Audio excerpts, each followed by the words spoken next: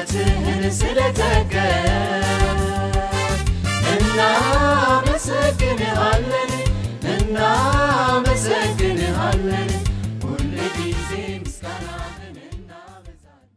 የኢትዮጵያ ካቶሊካዊት ቤተክርስቲያን ከ181 ዓመታት በላይ በዘመናዊ ትምህርት ፈርቀዳጅ ሆና ዛሬ በመላ ሀገሪቱ 545 በሚሆኑ ትምህርት ቤቶችና በአንድ ዩኒቨርሲቲ ለበርካታ ዜጎች ጥራት ያለው ትምህርት በየደረጃው በመስጠት ላይ ትገኛለች። ቤተክርስቲያኗ ዕውቀትን ከስነ ምግባር ጋር አጣምራ በመስጠት የነገ ሀገር ተረካቢ ዜጎችን ማፍራቷን ቀጥላለች። የካቶሊክ ቤተክርስቲያን በኢትዮጵያ መደበኛ የመጀመሪያ ደረጃ ትምህርት ቤት ከመጀመሩ 64 ዓመታት በፊት ፈርቀዳጅ በመሆን በአሁኑ አጠራር በትግራይ ክልል አዲግራት አውራጃ በጎልአና በአለቲና በተባሉ አካባቢዎች ከ1836 ዓመተ ምህረት ጀምሮ በብፁዕ አቡነ ያዕቆብና በላዛሪስት ሚስዮናውያን ጥረት የመጀመሪያዎቹን ዘመናዊ ትምህርት ቤቶች ከፍታ አገልግሎት መስጠት እንደጀመረች የሚታወቅ ሲሆን ከዚያን ጊዜ ጀምሮ ስራዎቿን አጠናክራ በመቀጠል በሀገሪቱ ውስጥ በትምህርት ዘርፍ የማይተካ ሚና እየተጫወተች ትገኛለች።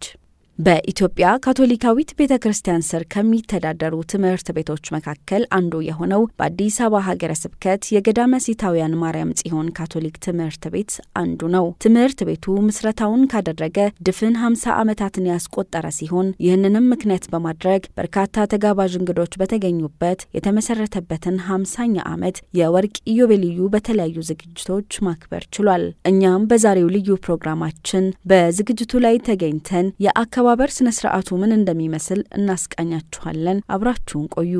በኢትዮጵያ ካቶሊካዊት ቤተክርስቲያን በአዲስ አበባ ሀገረ ስብከት የገዳመ ሲታውያን ማርያም ጽዮን ካቶሊክ ትምህርት ቤት 50ኛ ዓመት የወርቅ ኢዮቤልዩ የምስረታ በዓሉን ጥር 23 ቀን 2018 ዓመተ ምህረት ያከበረ ሲሆን ገዳሙ በ1968 ዓመተ ምህረት በሁለት መምህራንና በአንድ የጽዳት ሰራተኛ ጥቂት ተማሪዎችን ተቀብሎ ለመኪና ማቆሚያ በተሰራች ቆርቆሮ ቤት ማስተማር ሲጀምርና የእውቀትን ችቦ ሲለኩስ ጅማሬው ታናሽ ቢሆንም ነገር ግን በጊዜ ሂደት ተጨማሪ መምህራንን በመቅጠርና የተማሪዎቹን ቁጥር በማብዛት ዛሬ ላይ ከ200 በላይ መምህራንና የአስተዳደር ሰራተኞችን በመያዝ ከ2000 በላይ ተማሪዎችን በቀንና በማታ መርሃ ግብር በማስተማር ላይ ይገኛል። በክብረ በዓሉ የመክፈቻ ንግግር ያደረጉት የትምህርት ቤቱ ዳይሬክተር ክቡር አባ ዮሴፍ ፍቅረ ማርያም የገዳመ ሲታውያን ካቶሊክ ትምህርት ቤት የምስረታ በዓል በዚህ መልኩ እንድናከብር የፈቀደ እግዚአብሔር ይመስገን በማለት ካቶሊካዊት ቤተክርስቲያን ለዘመናት የገነባችሁ ታላቅ የሐዋርያዊ አገልግሎት ፍሬ ነው በማለት እግዚአብሔርን አመስግነዋል። በቅድስት እናቱ በጽዮን ማርያም ስም የተሰየመው ትምህርት ቤታችን የ50ኛ ዓመት የወርቅ ኢዮቤልዩ በዓል በዚህ መልኩ እንድናከብር የፈቀደ አምላካችን ይመስገን። በእርግጥ ዛሬ የትምህርት ቤታችንን 50ኛ ዓመት የወርቅ ኢዮቤልዩ ለማክበር ተሰብስበናል።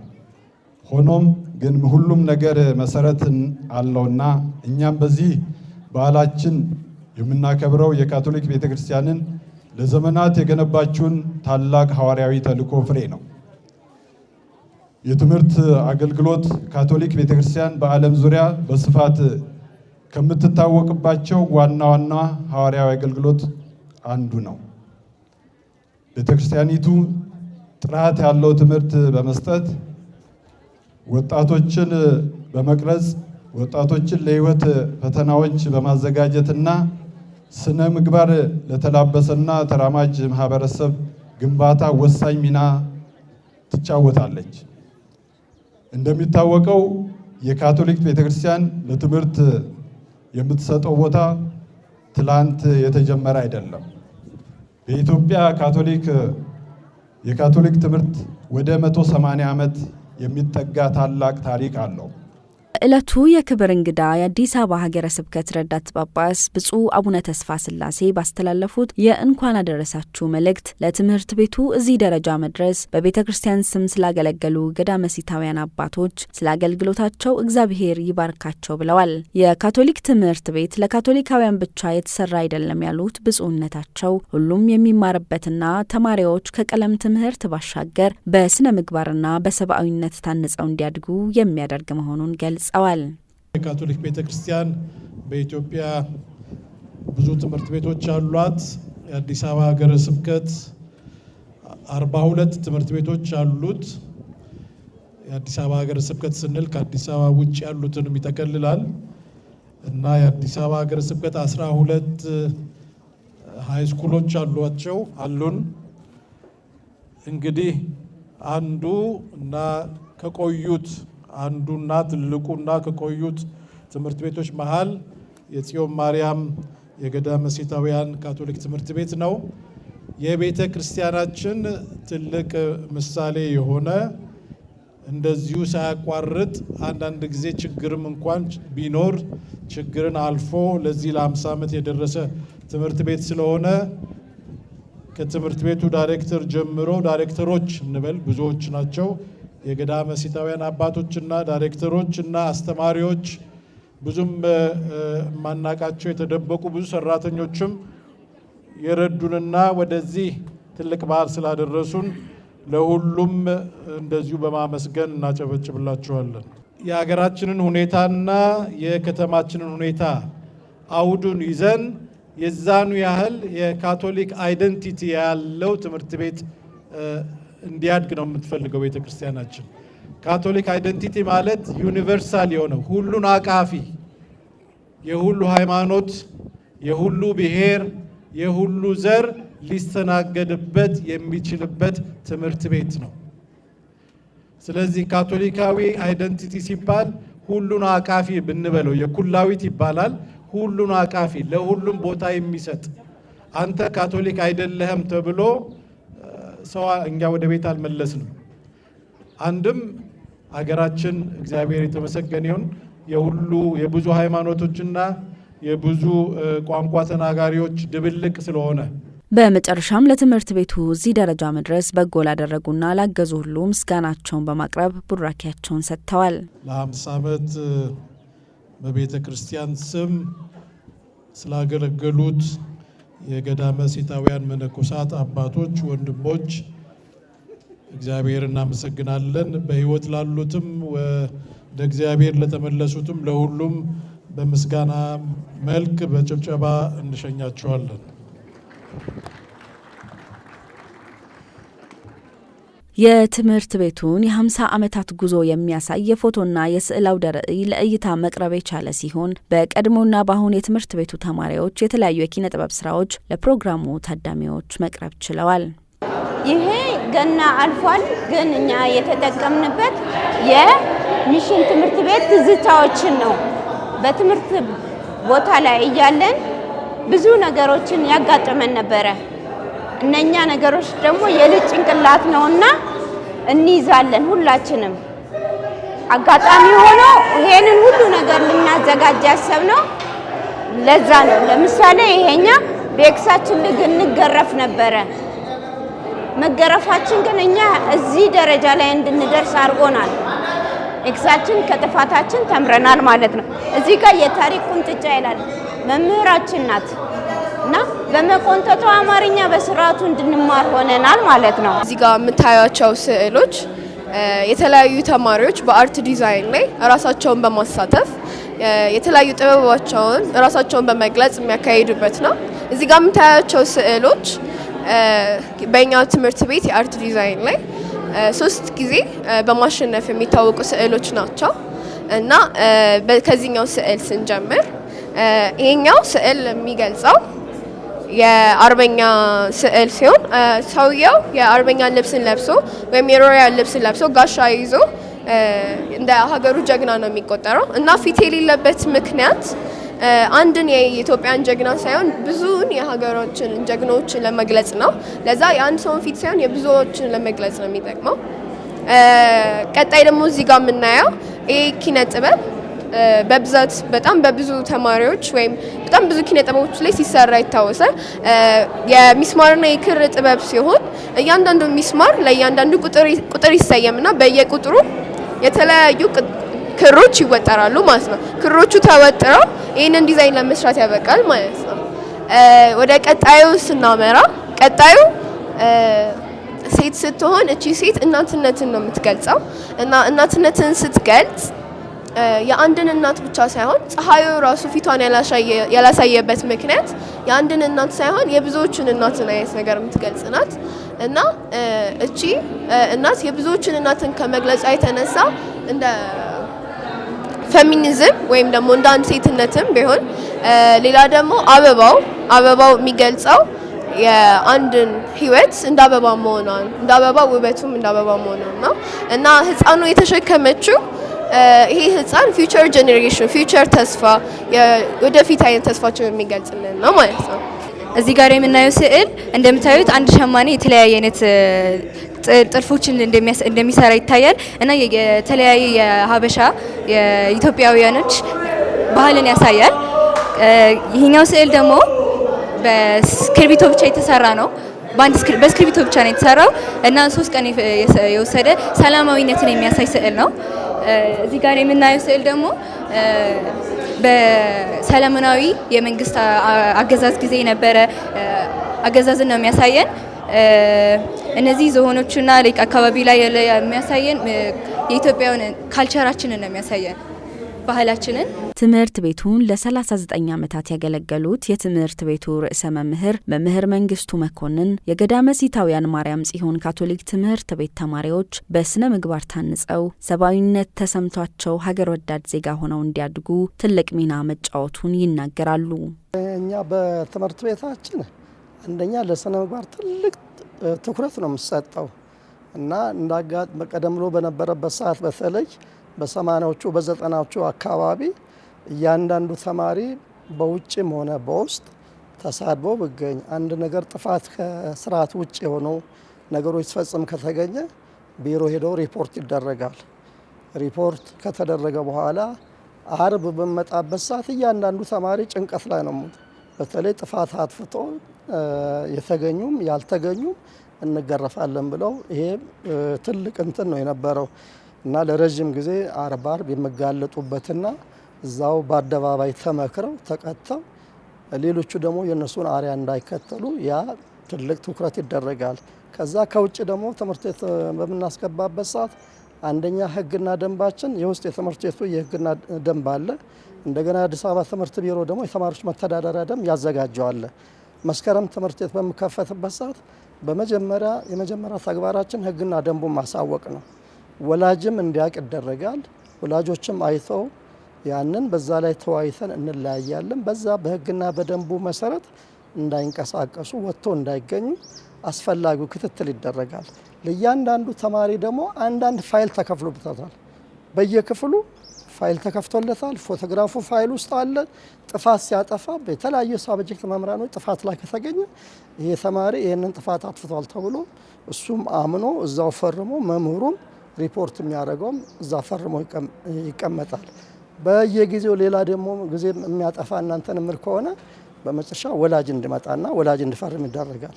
በመጨረሻ ለዲስፕሊን ኮሚቴ ይቀርባል። ዲስፕሊን ኮሚቴ እርምጃ የሚወሰድበት ሁኔታ ነው ስላለ በተለይ በስነ ምግባር ላይ ትምህርት ትልቅ ትኩረት ሰጥቶ ስለምሰራ ጥሩ ነው የሚሆነው። ውጤትን በተመለከተ ላልሽው ከጊዜ ወደ ጊዜ ውጤታችን በጣም በጥሩ ሁኔታ እየተሻሻለ እየተለወጠ ያለበት ሁኔታ ነው። ምክንያቱም ምንድነው ከመማር ማስተማር ሂደት ውጪ ማጠናከሪያ ትምህርት ይሰጣል። በየጊዜው በየኳርተሩ የተሰራው የውጤት ከወላጆች ጋር እንወያይበታለን። ውጤታቸው ደከም ያሉ ተማሪዎች መምህራን ተሰባስበው በወደቁባቸው የትምህርት አይነቶች በሙሉ ድጋፍ እንዲያደርጉላቸውና እንዲያበቋቸው መመሪያ ይሰጣቸዋል። በዚህ ተማምነን ስናበቃ ተፈራርመን ያ ወደ ተግባር ይለወጣል። የገዳመ ሲታውያን ማርያም ጽዮን ካቶሊክ ትምህርት ቤት የቀድሞ ተማሪዎች በበኩላቸው በትምህርት ቤቱ በመማራቸው ከቀሰሙት የቀለም እውቀት ባሻገር በሞራላዊ እሴት ታንጸው እንዲያድጉና ዛሬ ላይ ለያዙት ማንነት መሰረት የጣለ ትምህርት ቤት መሆኑን ይናገራሉ። ትምህርት ቤቱ በጣም ምርጥ ትምህርት ቤት ነበር። በጣም ነው ደስ የሚለው። የፍቅር አለ፣ ግብረ ገብ አለ። በትምህርታችንም ደግሞ ጎበዝ እንድንሆን እንደገና ደግሞ በጣም በተለያየ መልኩ እንድንበረታ የሚያደርጉ ነገሮች ነበሩ። መምህራኖችም በጣም ጥሩዎች ናቸው። በፍቅር ትንሽ አንዳንድ አስተማሪዎች ያሉ የሚቆናጠጡ አባ ገብሬ ታሪክ እነሱ ደግሞ ያው ዞሮ ለኛ ነው። ያን ጊዜ ስንቆነጠጥ አሞን ነበረ። ግን ያኔ መቆንጠጣችን ዛሬ ሼፕ አድርገውን በጥሩ ሁኔታ ላይ ደግሞ እንድንኖር ለዛሬ ማንነታችን ደግሞ መሰረት ሰርተውልናል። እግዚአብሔርና ሰውን እንዳከብር ረድቶኛል እና ለዛሬው ዲሲፕሊኔ እዚህ ትምህርት ቤት መማሬ ነው ይሄን ያደረገልኝ። እዚህ በመማሬ ብዙ ነገሮችን የህይወት ተሞክሮ አግኝቻለሁ። ለምሳሌ በግብረ ገብ ብዙ ጊዜ ሪስፔክት የሚለውን ማክበር የሚለውን ነገር ከዚህ ትምህርት ቤት ነው የተማርኩትኝና ያንን ነገር ጠብቄ ነው እስካሁን ድረስ ያለሁትኝ። በተጨማሪ ደግሞ እኛ በነበርንበት ጊዜ የትምህርት ጥራቱ በጣም ቆንጆ ስለነበረ ከአራተኛ ክፍል ጀምሮ በእንግሊዘኛ ቋንቋ ነበር የምንማረውና አሁን ጥሩ ደረጃ ላይ ነኝ ያለሁት ብዬ ራሴን በትምህርት ቤቱ እርዳታ ነው ጥሩ ደረጃ ላይ እንደሆነ ጠበቅኩኝ ማለት ነው። ይሄንን ዋንጫ የተሸለምነው አንደኛ እስካሁን ድረስ ካሉት ግሩፖች ከፍተኛ ቁጥር ይዘን የምንንቀሳቀስ ያለነው እኛ ነን። 50 ተማሪዎች አለን። 50ዎቻችንም እንንቀሳቀሳለን። በሀገር ውስጥም አሉ፣ በውጭ ሀገርም አሉ። ስለዚህ እነሱን አስተባብረን እየሰራን ነው ያለነው። የምስክር ወረቀት ከትምህርት ቤቱ ተሰጥቶናል። በተጨማሪ ደግሞ ከአለፈው አመት ጀምሮ ለአንድ አመት ተወካዮችን በማድረግ ከትምህርት ቤቱ አጠገብ በመሆን እየሰራን ነው ያለነው። በተጨማሪ ይሄንን ሳምንት በተለየ ሁኔታ ሁላችንም ስራችንን ትተን ወደ ትምህርት ቤቱ ትኩረት ሰጥተን ነው ይሄንን ዋንጫ ልናገኝበት የቻልነው። ክቡር አባ ገብረ ወልድ ወርቁ የገዳመ ሲታውያን ማርያም ጽዮን ካቶሊክ ትምህርት ቤት የቀድሞ እንግሊዝኛና ግብረ ገብ መምህር እንዲሁም ምክትል ዳይሬክተር ሆነው ያገለገሉ ሲሆን ትምህርት ቤቱ 50 ዓመታትን ዘልቆ ዛሬ ላይ እዚህ ደረጃ በመድረሱ የተሰማቸውን ጥልቅ ደስታ እንዲህ ባለ መልኩ ገልጸውታል። እንግዲህ እልልታ ነው የቀረኝ። እልል ብልም ማን ሰማኛል እዛ ውስጥ እና ሰው ሆኖ ሲገኝ አሁን ይሄ በዓል ልጆቻችን ናቸው ያዘጋጁ። በርቱ ይሄ ተብሎ አልተነዱም፣ አልተጎተቱም። ራሳቸው ነው ያዘጋጁ። ለካስ ሰው ሞራል ስኖሮ ሞራሉ ነው የሚያዘውና ስለተደረገለትም የምረዳው መልካም ስነ ምግባር ያለው ነው። አንድ ሰው እኮ እንደው እቺን ነገር አንስቶ እስክሪብቶ ትሁንና እንካ እንቺ ስል እግዚአብሔር ስጥልኝ እግዚአብሔር ያክብርሽ ስሎ ሲሰጥ የተደረገለትን ያውቃል።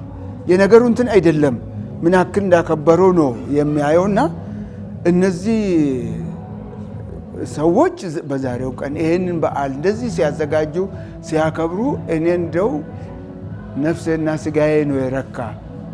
ሀገራችን ተባረከች ነው። እንደዚህ አይነት መልካም ስነ ምግባር ያላቸው ሰዎች ይብዙልን። ይሄንን በቲቪም በሆነ መልኩ የሚያዩ ይሄንን ተምሳሌት ይከተላሉ ብዬ አስባለሁ። ምክንያቱም እቺ ሀገር የሁላችንም ናት። እነዚህ ሰዎች ይሄንን ያደረጉት ለጠቅላላ ሀገሪቷ ለኢትዮጵያ ነው። ለመሬቷ ብቻ ለማህበረሰቡ ነው እኮ ኢትዮጵያዊነታቸውን ገለጹ። ረካን፣ ተደሰትን። እንኳን እዚህ መስዋዕት ሆን፣ እንኳንም ተቸገርንላቸው፣ እንኳንም ደከምንላቸው ብለን እኛ እዚህ ስናስተምር እኮ ልብሳችን ሰኞ የታጠበ ማክሰኞ አይደርስም።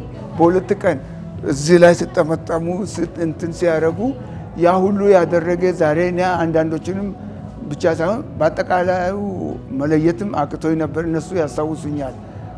ሕፃናት ስለነበሩ በጭንቅላታቸው ቀርጸውኛል እና እጅግ በጣም ነው የተደሰትኩኝ። በቃልም ግለጽ አልችልም ደስታዬን ማለት ነው። እና ስመሰረት 2 ካህናት ነው የነበሩ እዚህ። ሁለቱም ወደ ሰማይ አልፏል። አባ ሀብተ ጊዮርጊስ ዮሐንስ ይባላሉ። የቦታው አለቃ ነበሩ። ረዳት ደግሞ አባ ገብረ ማርያም እስጢፋኖስ ይባላሉ። ሁለቱም ወደ ሰማይ ሄደዋል። በእምነት እናያቸዋለን፣ እነሱ ግን ያዩናል፣ እኛ እናያቸው እና በአምስት እንደዚህ 4 ልጅ ነው በገራጅ ውስጥ እንደው ጊዜ ማሳለፊያ ህፃናትም አካባቢ ብዙ ስላልነበሩ እነሱንም አሰባስቦ በገራጅ ውስጥ ገራጅም እንግዲህ ስሙ ገራጅ ስባል በአሁኑ እንትን ሁኔታ አይደለም፣ ዝም ብሎ ቆርቆሮ እንደዚህ የተከለለ ማለት ነው። እዚያ ነው የጀመሩ በ5 በ4 ልጅ ማለት ነው። ሁለቱም ጾታዎች አንድ ላይ የጎረቤት 5ኛ አጋጣሚ የአቶ አብየል ቤት አጠገባችን አለ። እነዚህ ከአካባቢ የመጡ የወጥ ቤተኞች ቤተሰቦች ወዘተ እንደዚህ ከ5 አይበልጡም። እንደዚህ እያደረጉ ተጓዙ እያስተማሯቸው በኋላ እንግዲህ ሰውም እንግዲህ አካባቢው ሁኔታ አይቶ መስፈር ጀመረ ማለት ነው። ከዛ በመነሳት ወደዚህ እልፍ ብሎ ከገዳሙ ቅጥረ ግቢ ወደዚህ አሁንም በቆርቆሮ ጀመሩ። በቆርቆሮ ቤት ጀመሩ። በሂደት 4ኛ ክፍል ደረሰ ማለት ነው። በዛን ሰዓት ከፍተኛ ደረጃ ማለት ነው 4ኛ ክፍል። በዛን ሰዓት ገዳሙ አጥርም አልነበረውም፣ በሽቦ ነበር። ጅቡም ሌሊት መጣና እንዲሁ ከመካዝን ከገራጅ ብዙ ነገር ለቅሞ ይሄድ ነበር። አብረን ጓደኞችም ሆነን ነበር ማለት ይቻላል። ስጋ ስላለቀ ከጅቦቹ ጋር ዝምድና አጣን እንጂ አቋረጥን እና እኔም ከጓደኞቼ ጋር ሆኜ እዚሁ እናስተምራቸው ነበር ህፃናትን ከ1 እስከ 4ኛ ክፍል 11ኛ እና 12ኛ ካቴድራል የማታ እንማር ነበር የኔ ጓደኞች። ከዛም እያለ ደረጃ በደረጃ ወደ እንግዲህ 1ኛ ደረጃ ምልአት ደረሰ ማለት ነው። እንግዲህ 30 40 50 እያለ እያደገ ስለሄደ የሰው ቁጥርም አካባቢ ላይ ስለበዛ ከዛ ክፍሎቹም ሁሉ የችኮላ ነው። ክረምት ነው የሚሰሩ። ከቆርቆሮ ወደ ብሎኬት ተሻገረ። እንደው የድረስ ነው ሁሉ እስከ አሁን የምታዩት የብሎኬቱ እንግዲህ መስከረም ልጆቹ ከአንድ ክፍል ወደ ሌላ ሲሸጋገሩ ሲዘዋወሩ ቦታ እንዳያጡ በማለት በዚህ መልኩ ነው የተጀመረ። ገዳሙ አንዲት ፒክአፕ መኪና ነው የነበረችው። እሷም ደግሞ ለመጫቶች መንገድ በሌለበት እንደዚሁ ብዙ አገልግሎት ሰጥታለች። ገዳሙ በቀለም ብቻ ሳይሆን በሞራላዊ አገልግሎትም በማህበራዊ አገልግሎትም የሚቻለውን ሁሉ እያደረገ ነበር ያደገ። አካባቢውንም ማህበረሰቡንም ያሳደገ በመንገድ ስራ ላይ መንገድ ለመክፈትም ብዙ አስተዋጽኦ አድርጓል ይሄ ገዳም በትምህርት ብቻም ሳይሆን። ከዛ በኋላ እንግዲህ ወደ 6ኛ ክፍል ከዛም ብሎ ደግሞ ወደ 7 እና 8 ከዛ በኋላ ከጊዜ በኋላ እስከ 12ኛ በደረጃ ደረሰ ማለት ነው። እንግዲህ እድገቱ ይሄንን ይመስላል። ክቡር አባ ገብረ ወልድ ወርቁ የገዳመ ሲታውያን ማርያም ጽዮን ካቶሊክ ትምህርት ቤት ተማሪዎች ጥራት ያለው ትምህርት እንዲያገኙና ግብረ ገብነትን እንዲያጎለብቱ ትልቅ እድል የሰጠ የትምህርት ተቋም መሆኑን ይገልጻሉ። ካቶሊክ ቃሉ እንደሚያሳዩ ሁሉንም አቀፋዊ ማለት ነው። ሰውን ነው የሚያይ ካቶሊክ እምነት ራሱ። ሰው ሁሉ ደግሞ የቅድስት ሥላሴ አርአያና ተምሳሌት ነው። ከቅድስት ሥላሴ አርአያና ተምሳሌት ውጭ የተፈጠረ የሰው ልጅ የለም። ካቶሊካዊት ቤተክርስቲያን ደግሞ ካቶሊካዊት የሚያሰኘውም ይሄንን መርህ ስለምትከተል ብቻ ነው። እኔ ይገርመኛል። እዚህ በነበርኩበት ሰዓት ለ5 ዓመት እዚህ ሰርቻለሁ። እዚህ ትምህርት ቤት ነፍሳቸውን ይማርና ከአባ ኪዳነ ማርያም ጋር እንደ ረዳት ሆኜ 5 ዓመት ሰርቻለሁ። በጣም ይገርመኝ ነበር። ሙስሊም የለም፣ ምን ሌላ እምነት ፕሮቴስታንት የለም፣ ምን የለም። ልጆቹ አንድ ላይ ነው ጸሎት አንድ ላይ ነው የሚያደርጉ። ጠዋትም ማታም ሲለቀቁ ይወጡና ጸሎት ይደረጋል፣ ባንዲራ ይወርዳል። ቀን ምሳ አንድ ላይ ነው የሚበሉ። ምንም እንደው ምን የቅድስና ወቅት ነበር ማለት እችላለሁ። ይሄ ከጊዜ ወዲህ ነው ትንሽ እንግዲህ የሃይማኖት አክራሪነት ወዘተ ነገር ምንም ማንም እንደዛ ያስብ ያድርግ። እኛ ግን ያንንም አንከተለውም፣ ለመከተልም አንፈልግም፣ መሆንም የለበትም። ተማሪ አንድ ላይ የትም ስንሄድ ምንም አይነት ይመን አሁን ከጎንደርም ወደዚህ ስንመጣ አንዳንድ ጊዜ ከዚህም ወደ ጎንደር ስንሄድ አንዳንድ ጊዜ እንዲያውም ወደ ውጪ በረራ ስናደርግ ከውጪ ወደዚህ ስንመጣ የእኛ ልጆች በፕሌን ላይ እናገኛቸዋለን፣ ያስተናግዱናል። እኛ አናቃቸውም። በእናንተ ትምህርት ቤት ነው የተማርኩት እኮ የተማርን እያሉ ቤተሰቦች ሆነን እና ሰው መሆኑን ነው የምታስተምር ካቶሊካዊት ቤተክርስቲያን። በመጨረሻም ያነጋገርናቸው የቀድሞ መምህራንና ተማሪዎች ለትምህርት ቤቱ ዛሬ ላይ መድረስ አሻራ የነበራቸውን የቀድሞ የገዳመ ሲታውያን አባቶች በማመስገን አሁን ትምህርት ቤቱን ይበልጥ ለማጠናከር የቀድሞ ተማሪዎች የተለመደ እገዛቸውን እንዲያደርጉና የነበረው ህብረታቸው ይበልጥ እንዲጠነክር መልእክታቸውን አስተላልፈዋል። 50ኛው ዓመት በተቻለ መጠን በሶሻል ሚዲያ በሀገር ውስጥ ምናሉት ውጭ ምናሉት መልእክት ስናስተላልፍ ቆይተናል እና ትምህርት ቤታቸውን እውቀት ተቋድሰው የወጡበትና ትምህርት ቤታቸውን እያንዳንዳቸው ማስታወስ እንዳለባቸው ከአገር ውስጥ ካሉት ጓደኞቻቸው ጋር እየተገናኙ ትምህርት ቤታቸውን የሚያስታውሱበት ሁኔታ መኖር እንዳለበት በሀገር ውስጥ ያሉት በተቻለ መጠን የቀድሞ ተማሪዎች ማህበር ለመመስረት ጥረት እያደረጉ ነው ያሉት። እነኚህ በውጭ ያሉት ተማሪዎች ደግሞ ሊረዷቸው ይገባል፣ ሊደግፏቸው ይገባል እና እነሱ እርስ በርሳቸው በተገናኙ ቁጥር እርስ በርሳቸው በተሰባሰቡ ቁጥር እርስ በርሳቸውም ሊረዳዱ ይችላሉ። አልፎ ተርፈው ተማሪዎቹንም እንደገና ደግሞ ትምህርት ቤቱንም ሊረዱ ይችላሉ። በእርግጥ ብዙ የሚደረግ ነገር አለ። አሁን ለምሳሌ በዚህ በአንደኛው ሩብ ዓመት ላይ ለ60 ተማሪዎች 12 አንድ ደርዘን እስክሪፕቶ፣ እርሳስ፣ ላጲስ፣ መቅረጫ ለእያንዳንዱ ተማሪ ታድሏል። እንደገና ደግሞ በዚህ በ50ኛው በዓል ላይ ደግሞ በእያንዳንዱ የትምህርት አይነት 3 መጽሐፍ ከ9ኛ ክፍል እስከ 12ኛ ክፍል ላሉት ተማሪዎች ሊያገለግል የሚችል አጋዥ መጽሐፍ ገዝተው አበርክተውልናል ለቤተ መጽሐፍት እና ይህንን ከዛ አልፎ ተርፎ ደግሞ እንደገና ደግሞ ችግረኛ ልጆችን ለዩልን ብለው ለይተንላቸው በነፃ ስፖንሰር አድርጎ የሚያስተምሩበት ሁኔታ ነው ያለው እና አሁንም የበለጠ በጣም ሊረዱ የሚገቡ በርካታ ተማሪዎች አሉ። እነኛን ለመርዳት እነሱ ኃይላቸውን ቢያሰባስቡ ወደ እነሱ ብተባበሩ እናንተን ብሉ ብዙ ወገኖቻችን መርዳት እንችላለን እና በተቻለ መጠን በማህበር ተሰባስበው ማህበራችን ትናንትና የተማሩበትን እና ትምህርት ቤታቸውን እንዲያስታውሱና የሚችሉትን ሁሉ እንዲያደርጉ እንዲያስታውሱ መልእክቴን ለማስተላለፍ ፈልጋለሁ። እነዚህ ልጆች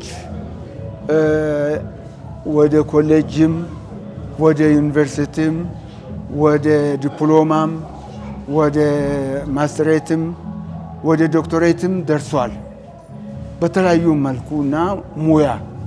እነዚህ በሄዱበት ቦታ በስነ ምግባራቸው በመልካም ስነ ምግባራቸው መምህራን ናቸው። ከየት መጣ ምን ማን አይባልም፣ ወንጌል ናቸው ማለት ይቻላል። በህይወታቸው መልካም ስነ ምግባር ሲያሳዩ ይነበባሉ። መሰረት ያላቸው እምነት ያላቸው ሰብአዊነት የሚሰማቸው መሆኑን ያስተምሩልናል።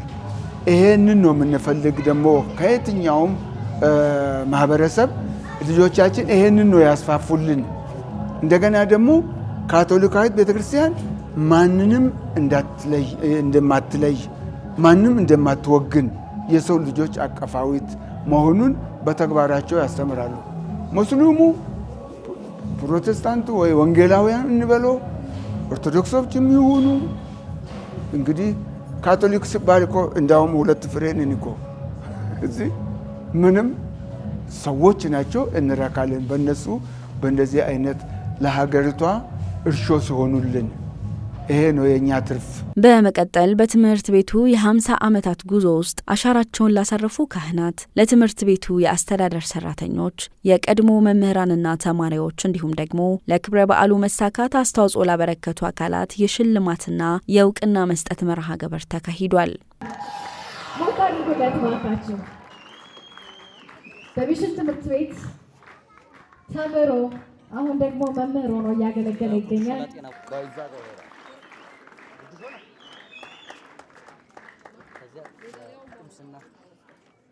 የጉርድ ሾላ ቡድን ጤና ቡድን ተወካይ እዚሁ እንዲቆዩልን በአክብሮት እንጋብዛለን። እዛሽ ጋር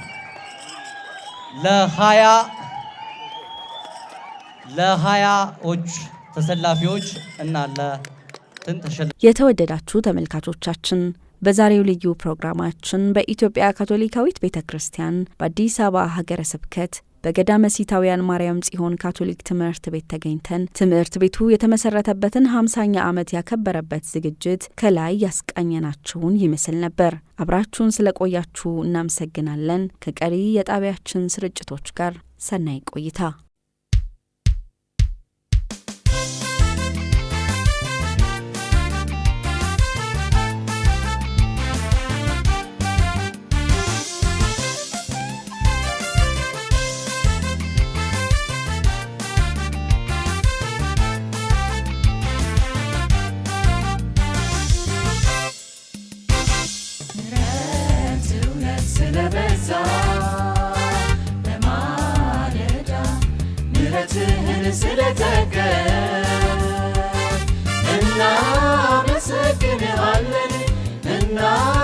እናመሰግንሃለን